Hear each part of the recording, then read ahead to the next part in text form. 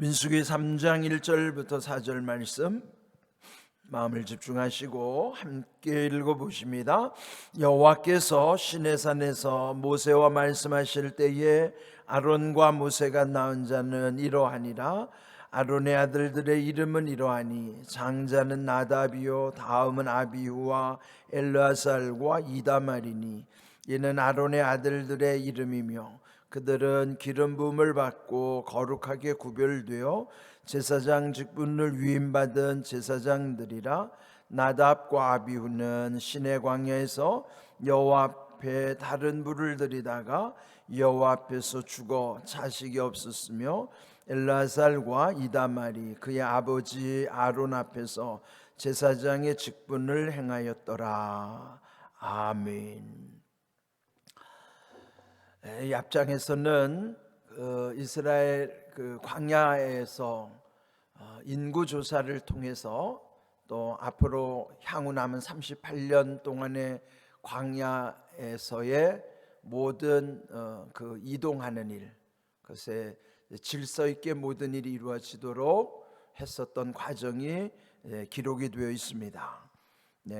오늘 읽은 말씀 그 앞에 보면 2장 34절 끝설에서 보면 그들이 광야에서 진을 치기도 하고 행진하게 하시는 그 과정 속에 어떻게 해야 될 것인가에 대한 구체적인 말씀이었죠. 이제 3장에서는 이 앞에서는 인구조사에서 제외되었던 레위 지파에 관한 말씀입니다. 레위 지파에 대한 인구 조사를 별도로 하고 또 특별히 그 12지파 중에서 이제 여러분 잘 생각해 보시면 야곱의 12아들 중에 12아들이 다 12지파가 되는 건 아니에요. 12지파에서 거기에 레위 지파와 요셉은 그 레위와 요셉의 이름은 빠지는 거예요. 레위와 요셉이 빠지는 대신 그 두 빠지는 속에는 요셉의 두 아들, 즉 야곱의 입장에서 보면 손자들이죠. 야곱의 두 아들인 에브라임과 므낫세가 그 안으로 들어오는 거예요. 어떻게 보면은 10아들과 두 손자를 포함한 것이 12지파가 되고요. 그러니까 이제 요셉은 이름이 빠지는 대신 두 아들로 채워지고, 그런데 레위는 그 중에서 지파에서는 제외가 되는 거예요. 그러면서 이제 왜 레위 지파를 12지파와는 별도로 특별하게 여기시는가? 여기 오늘 말씀해 보면은 레위 지파가 하는 일은 주로 성막과 관련된 그리고 제사와 관련된 일들이 레위 지파가 전담하게 하시는 거예요. 그리고 나머지 12지파, 즉 야곱의 10아들과 두 손자의 이름으로 된 그 12지파는 이 앞에서 말씀한 대로 그 진을 치고 행진할 때에 어떻게 그들이 다 배치가 되고 각각의 위치에서 자기들에게 주어진 임무를 완수하게 하셨는가 하는 것이죠.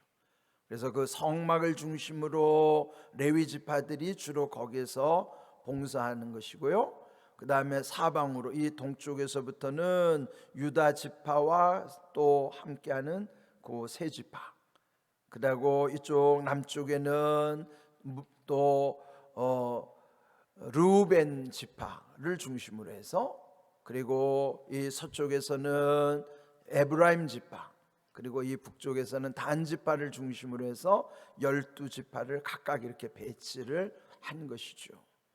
또 이동할 때도 이렇게 질서 있게 이동할 수 있도록 그렇게 하신 것이에요.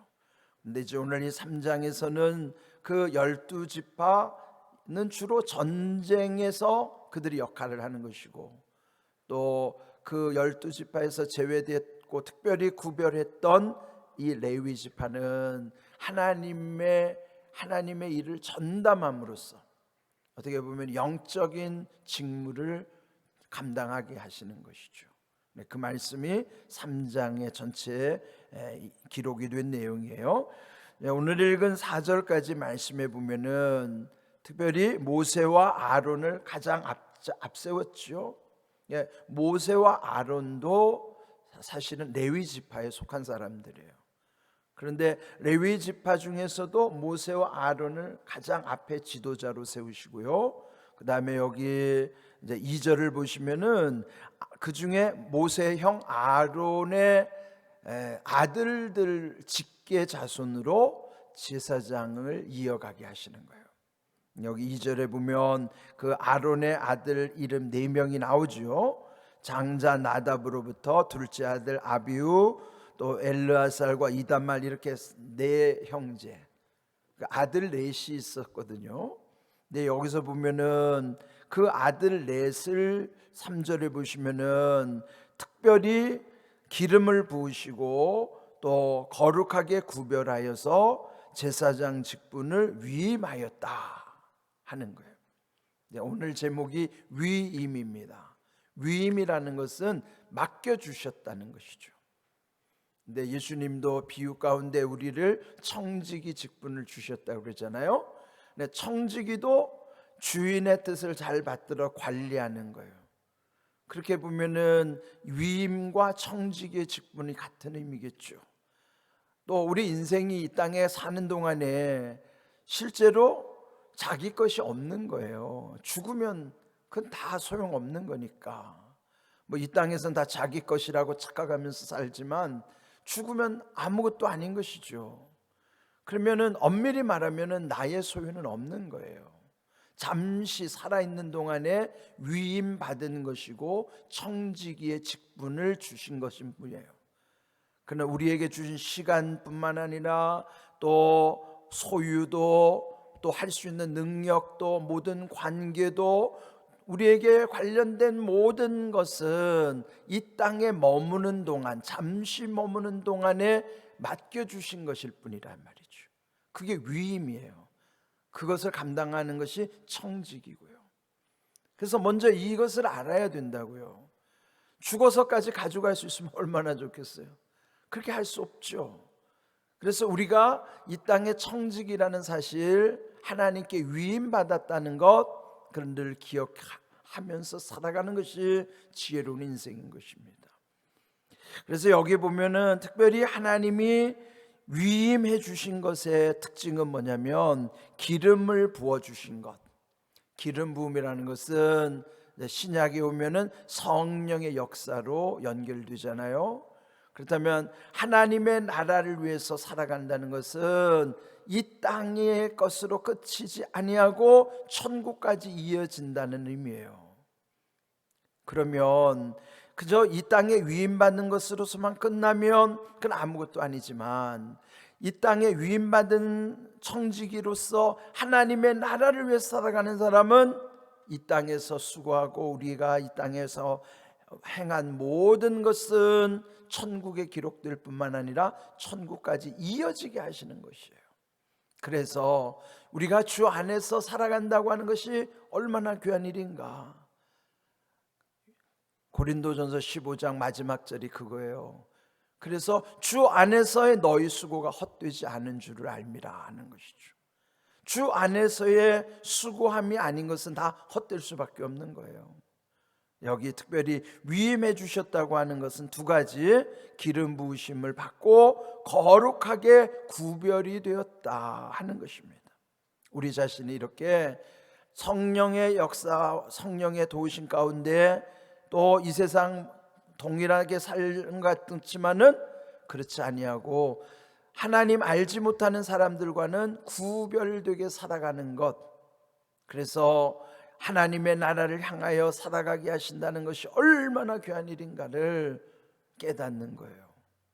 그래야 탐심의 노예가 되지 않는 것입니다. 욕심에 빠져 살지 않는 것이에요.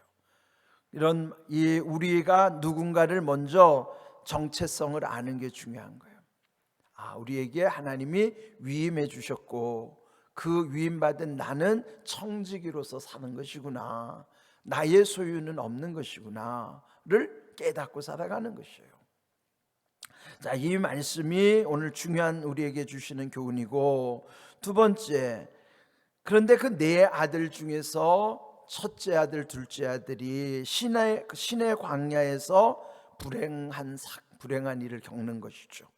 4절에 보시면은 그 큰아들 나답, 또 둘째 아들 아비후가 하나님께서 명령하신 불로 그 모든 하나님의 일을 감당해야 되거든요.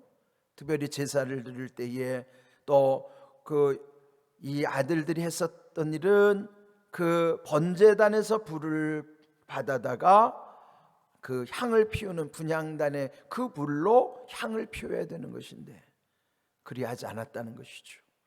여기 보신 대로 다른 불을 들이다가 여호와 앞에서 죽었다.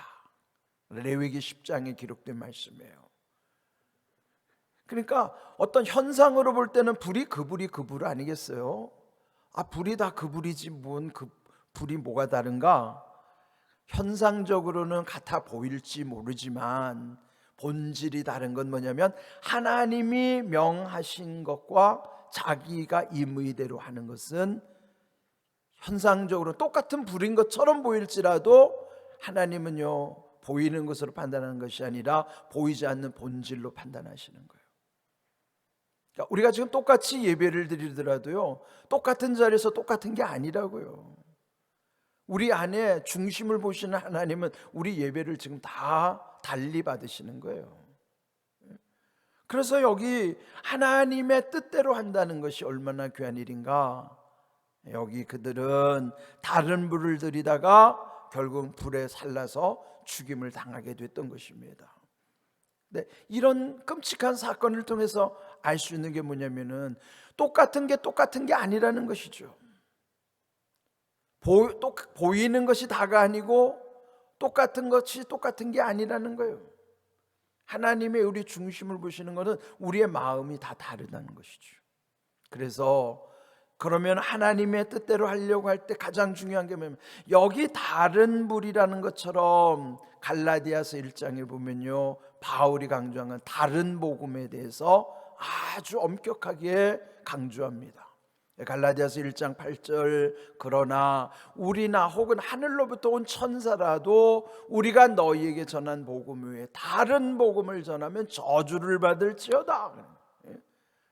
다른 복음, 오늘 본문에서 다른 불을 들이다가 죽었던 것처럼 다른 복음을 전하면 저주를 받는 거예요.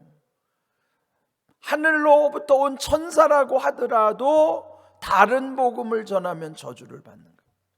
그렇다면 다른 복음이라는 게 뭘까요? 다른 복음을 전하면 안 돼요. 바른 복음을 전해야 돼요. 다른 불로 들이다가 죽었던 이들처럼 오늘도 다른 복음을 전하면 저주를 받게 된다. 그래서 다른 복음 아닌 바른 복음이 무엇인가? 특별히 이 갈라디아서에서 바울이 강조하는 것은 5장 1절이에요 5장 1절 우리 함께 읽어보겠습니다. 그리스도께서 우리를 자유롭게 하려고 자유를 주셨으니 그러므로 굳건하게 서서 다시는 종의 멍에를 매지 말라. 이게요. 복음이 무엇인가? 그리스도 안에서의 자유예요. 무조건 자유가 아니고 내 맘대로 하는 자유가 아니고 그리스도 안에서의 자유, 주님 안에서의 자유예요. 주님 우리 안에 모든 얽혀 매이고 묶여 있는 것, 막혀 있는 것, 눌려 있는 것, 갇혀 있는 것으로부터 풀어서 놓아 주신 것이 자유함인데 그리스도 안에서의 자유하면 해방과 자유가 이게 복음이에요. 정치적으로는 해방과 자유를 민주주의 제도 속에서 찾지만은 그게 진정한 자유가 아니란 말이죠. 참 자유라고 하는 것은 그리스도 안에서의 자유함이에요. 그러면 이미 우리 그리스도 안에서의 자유함을 받은 사람은 더 이상 종의 멍에에 매여 있으면 안 되는 것이죠. 다른 복음이 뭐냐? 또 다시 무언가의 멍에를 매도록 억압하는 모든 것들이 크게 다른 복음이에요. 그렇게 하는 데가 어디예요? 이단들은 그렇단 말이에요. 그 사람들이 뭐 다른 거 전하는 거 아니에요? 똑같이 성경 가지고 똑같이 예배 드린다고 하는데 거기에 보면은 다른 복음을 전하고 있는 거예요. 그럼 뭐예요? 복음 그리스도 안에서의 자유함이 없어요. 왜? 교주에게 묶이잖아요. 그 교회 안에는 그런 현상 없습니까? 교회 안에서도 사역이 고달파 가지고 여러분 사역하는 거 중요하죠. 그런데 그게 너무 나중에 짐이 돼 가지고 그게 자체가 멍해가 되면요, 그건 복음 아니에요. 예? 그건 다른 복음에 묶여 있는 거예요. 지금 교회 안에서도요, 담임 목사한테 묶여도 안 되고, 교회 제도나 조직에 묶여도 안 되고, 사역에 묶여도 안 되는 거예요. 그거는 복음에 반하는 것입니다. 복음은 그리스도 안에서의 자유함으로써 더 이상 묶이지 않고 참된 기쁨과 평안함 속에서 모든 것을 자발적으로 움직여가는 힘이, 그게 복음의 능력이라고요. 그런데 오늘날 교회는 반대로 가는 경우가 많단 말이죠. 아니, 왜 주님의 교회에서 이루어지는 것이 왜 힘들어야 합니까? 물론 힘이 들어도 그걸 보람으로 느끼고 그걸 이길 수 있는 힘이죠. 그래서 여러분, 우리 다른 불과 다른 복음의 관점에서 우리 자신 한번 돌아보죠. 여러분이 묶여 있으면은 불평하고 불만하고 원망할 수밖에 없어요. 여러분의 현상을 잘 돌아보세요. 여러분에게 나타나는 모든 부정적인 현상은 묶이기 때문에 나타나는 일들이에요. 그런데 풀리고 자유한 가운데는 그런 원망과 불평이 있을 수 없어요. 감사와 기쁨으로 충만하고 모든 일들이 주님의 은혜 안에서 아름답게 이루어질 수밖에 없습니다. 그러므로 여러분 안에 현상을 잘 돌아보십시오. 오늘 이 주신 말씀, 다른 불 다른 복음에 대한 아주 두려운 마음을 가지고 오늘 주신 진정한 복음의 능력은 그리스도 안에서의 자유함이고 더 이상 묶이지 않는 것이다, 명확하게 하십시오. 이런 귀한 은혜 가운데 살아갈 수 있기를 주님의 이름으로 축복합니다. 아멘.